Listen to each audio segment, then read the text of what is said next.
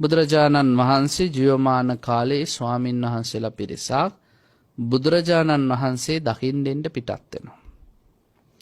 උන්වහන්සේලා බුදුරජාණන් වහන්සේ දකින්න එද්දි පිටත් වෙද්දී උන්වහන්සේලා අතර කතිකාවතකින් කොටස් තුනකට බෙදෙනවා. සමහරු කියනවා අපිට බුදුරජාණන් වහන්සේ බලන්න යන්න හදිස්සියක් නෑ එච්චර. අපි ඉතින් මේ ගම්මානි මැදින් දානෙත් වළඳගෙන මිනිස්සුන්ට බණ ටිකකුත් කියාගෙන එන්න. අනිත් හාමුදුරු කියන නෑ අපිට ඉක්මනට යන්න ඕනේ අපි නැව් නැගලා නැව් මාර්ගෙන් ගොඩ වෙන්න. ඊළඟ ස්වාමීන් වහන්සේලා කියන අපි ඉතින් භාවනාවත් වඩාගෙන කැලේ මැද්දෙන් එන්න. කොටස් තුනකට බෙදිලා යනවා.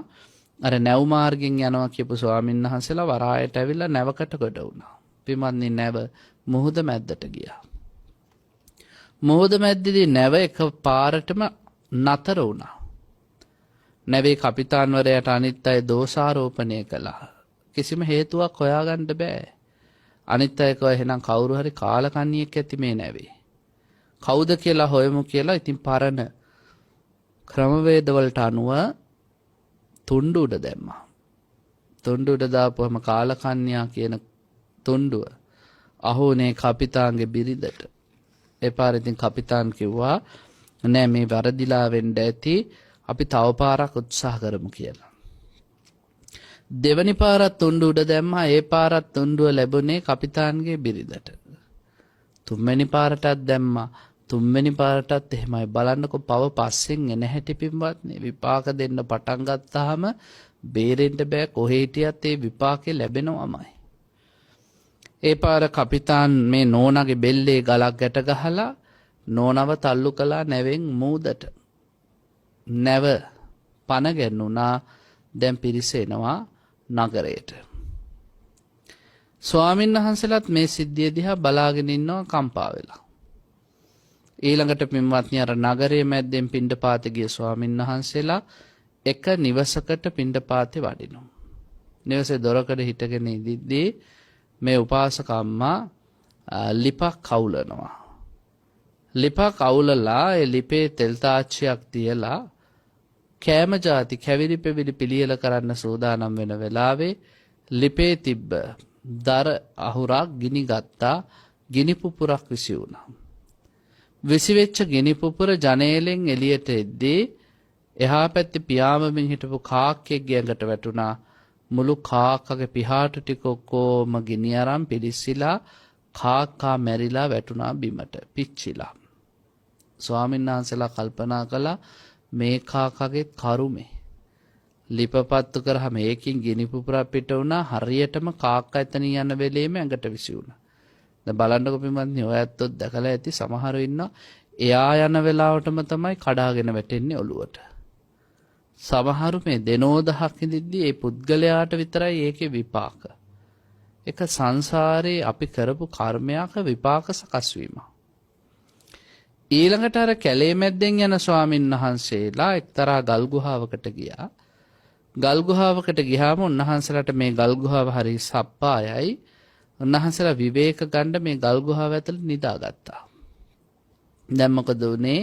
උන්වහන්සේලා සැතපීලා ඉන්න අතරේ භූචලනයක් සිද්ධ වෙලා අර ගල් ගුහාවේ දොර වැහුණා ගල් වලින්ම හිර වෙලා. කෑ ගහලා උදව් ඉල්ලුවා.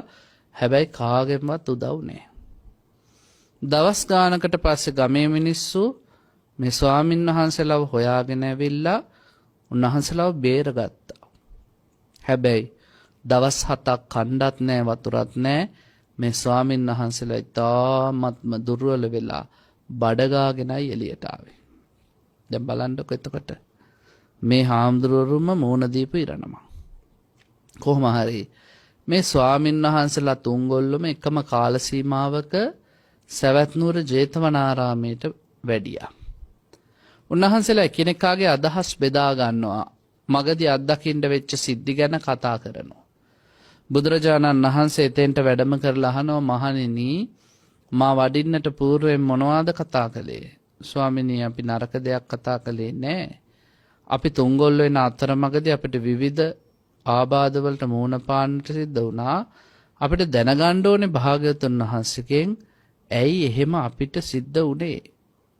ඒ දේවල් වලට අනුරූපීව මොනවාද මේ වෙලා තියෙන්නේ? ඇයි එහෙම දෙයක් අපිට දකින්න උනේ කියන එක පහදලා දෙන්න කිව්වා. භාග්‍යවතුන් වහන්සේට ඔන්න පළවෙනි හාමුදුරුවෝ පිරිස කියනවා ස්වාමීනි අපි නැව් මාර්ගයෙන් එන්න හැදුවේ මූද මැද්දේදී නැව නතර වුණා. නැවේ හිටපු මිනිස්සු කාලකන්ණියෙක් ඉන්නවා කියලා හෙව්වා තුණ්ඩු උඩ දැම්මා. අවසානයේ තුණ්ඩුව ලැබුණේ කපිතාන්ගේ නෝනටමයි. බෙල්ලේ ගල් ගෙඩියක් ගැට ගහලා මූදට තල්ලු කරලා ආවා. භාග්‍යවත් බුදුරජාණන් වහන්සේ දේශනා කරනවා මහණෙනි කවුරුත් කරපු දෙයක් නෙමෙයි ඔය කාන්තාවම සසරේ කරගත්ත දෙයක්. ඔය කාන්තාව පෙර භවයේ තමන්ගේ නිවසේ ජීවත් වෙච්ච සුනකේට්ට කරපු අපරාධේ. මේ කාන්තාවගේ නිවසේ හිටපු සුනකයා ඇයත් එක්ක මීට ආත්ම භාව 5කට කලින් ස්වාමියා සහ බිරිඳ විදිහට ජීවත් වෙච්ච කෙනෙක්. මේ ස්වාමියාට බිරිඳව අතහැර ගන්න බෑ. ආත්ම භාව 5කට පෙර තිබ්බ සෙනෙහස මතක් වෙච්ච නිසා තිරසනෙක් වෙලත් ආවා. ඇවිල්ලා මේ කාන්තාවගේ ඇඟේ දෙවටි යන තැන් වලට යද්දී මේ කාන්තාවට මිනිස්සු උසුළු කරන්න පටන් ගත්තා. ඇය දවසක් දියගෙනියන්න ලිඳට ආපු වෙලාවේ බලු පැටියත් පස්සෙන් ආවහම මොකද කරේ? බලු පැටියාව ගැට ගහලා අර බාල්දියට වැලි පුරවලා හිමීට බාල්දිය බෑවා ලිඳට. බාල්දිය බරට ඇදීගෙන යද්දි බලු පැටියත් වේදනාවෙන් කෑග ගහ ගිහිල්ලා ලිඳේ පතුලටම ගිහිල්ලා මරණයටපත් වුණා. බුදුරජාණන් වහන්සේ දේශනා කරනවා මහණෙනි එදා ඉඳන් ඔය කාන්තාව මැරුණේ ජලයෙන්ම විපත් වෙලා. බලන්නකො යම් දෙයක් කරාද හොඳ වේවා නරක වේවා විපාකය Tamanටයි. ඊළඟ ස්වාමීන් වහන්සේලා පිරිස කියනවා ස්වාමීනි අපි දැක්කේ වෙනස් දෙයක්. අපි ගෙදරකට පිණ්ඩපාත ගියාම උපාසකම්ම කෙනෙක් ලිපපත්තු කළා ගිනි පුපුරක් විසි වුණා. එළියට විසි වෙනවත් එක්කම වහලේ හිටපු කාක්කෙක් ඇඟට ගිනි පුපුර වැටුණා. අර ලොම් සියල්ලම ගිනි අරගෙන පිහාට සියල්ලම ගිනි අරගෙන කාක්කා පිච්චිලා මැරුණා. මොකද්ද? බුදුරජාණන් වහන්සේ දේශනා කරන මහණෙනි ඕකත් කවුරුත් කරපු දෙයක් නෙමේ කාක්කම කරගත්ත දෙයක්. ඔය කාක්කා පෙර භවයක ගොවි මහත්තේ.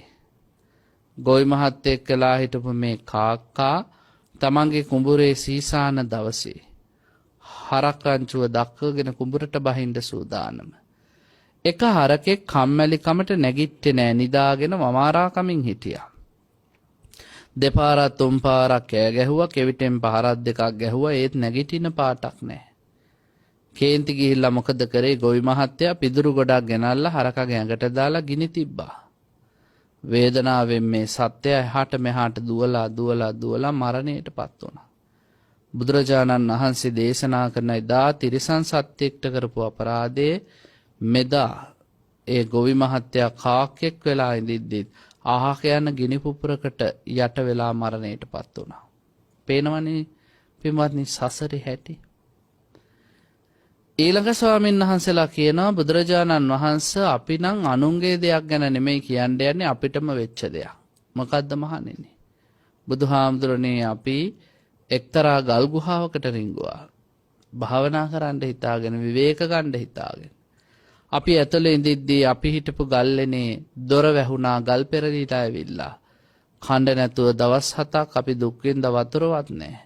හැබැයි ගමේ මිනිස්සු අපිව බේරගත්තා. එහෙම වෙන්න අපි කරපු පව මොකද්ද? බුදුරජාණන් වහන්සේ දේශනා කරනවා මහණෙනි කවුරුත් කරපු දෙයක් නෙමෙයි නුඹලම කරගත්ත දෙයක්. පෙර භවයේදී නුඹලා ජීවත් වෙලා හිටපු කාලේ කොල්ල කට්ටියක් විදිහට නුඹලා ක්‍රීඩා කරන තැනක ගුලකට තුඹසකට තලගොයෙක් රිංගුවා. තලගොයි මස් කෑමේ ආසාවෙන් අර තුඹසට රිංගපු තලගොයා ඇතුල් වෙච්ච තුඹසේ ගුහාවේ දොරටු ඔක්කොම සිදුරු ඔක්කොම කොළපත් දාලා වැහුවා. හවස් වෙලා යද්දි මරාගෙන අරගෙන ගිහිල්ලා මස් කමු කියලා. හැබැයි හැමෝටම අමතක වුණා. දවස් 7කට පස්සේ තමයි මතක් වුණේ ඇවිල්ලා බලද්දී අර තලගොයා කණ්ඩත් නැතුව වතුරත් නැතුව කෘෂ වෙලා කෙට්ටු වෙලා ගිහිල්ලා මැලවෙලා. ඒ පාර මේකාගේ දැන් කණ්ඩ මසක් නැහැ. මේක විසි කරලා දාමු කියලා අල්ලලා විසි කළා. මැරුවේ නැහැ. බුදුරජාණන් වහන්සේ දේශනා කරන එදා අහිංසක සතෙට්ට දින ගණනක් දීපු කරදරවල විපාකේ නුඹලට භික්ෂුන් වහන්සේ වෙලත් විපාක විදිහට සකස් වුණා. ඒ නිසා මහණෙනි න අන්තලික්කේ අහසේ හිටියත් කාක්කා හිටිය අහසේ. ගිනි පුපුර විසි වුණාම ඇඟට නරක වෙලාවට මැරෙන්න සිද්ධ වුණා. න සමුද්ද මජ්ජේ කපිතාන්ගේ නෝනා හිටියේ පින්වත්නි මුහුද මැද්දේ. එතෙන්දිත් මැරෙන්න සිද්ධ වුණා. න පබ්බතානං විවරම් පවිස්ස ස්වාමීන් වහන්සේලා ගල් වලින් හදපු ආවරණයක් තුල හිටියේ. හැබැයි එතනදි බේරෙන්නත් බෑ. න විජ්ජති සෝ జగතිප්පදේසෝ යට්ඨත්තිතෝ මුංචය පාපකම්මා. මේ ලෝකේ කරන ලද පව් වලින් ගැලවෙන්න පුළුවන් කෙනෙක් නැහැ.